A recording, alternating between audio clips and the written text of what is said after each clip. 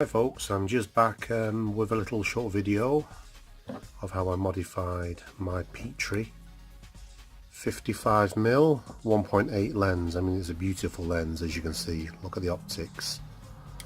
It reminds me a bit of the Asahi build, the style. And it came in a Petri mount, so obviously that was no good to me.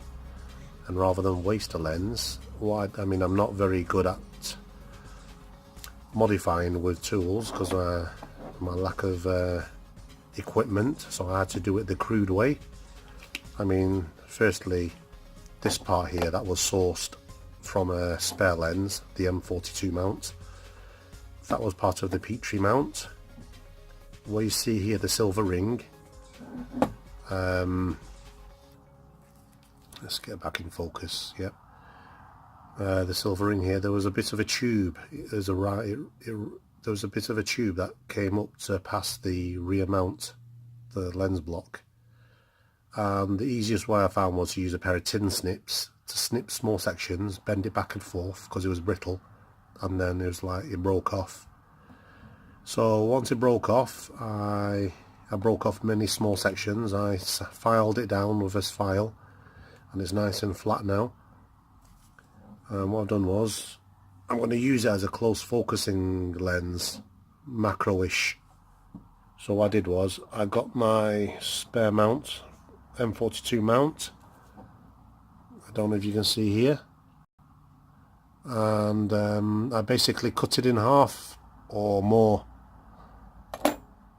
and obviously I don't want it too tall because I might only be able to focus at a set distance only. So I filed it down, so when I screwed it on, you can see it pops. It's a bit taller than the rear lens block, but I know that, so because I'm going to use it as a macro lens or something, macro-ish, close focusing. I'm not bothered about infinity, otherwise I'd have to take measurements and file this part right down and trial and error test it. So I filed a little groove in here just to accommodate this little pin. This pin sticks out from behind the screw threads, so I might need to adjust that. But once I get it centered, something like that, the pin will move back and forth and it should be fine. And I'm going to just use some metal glue or something to bond it, and job's a good one. I tested it before on a camera, and the shots are very, very sharp.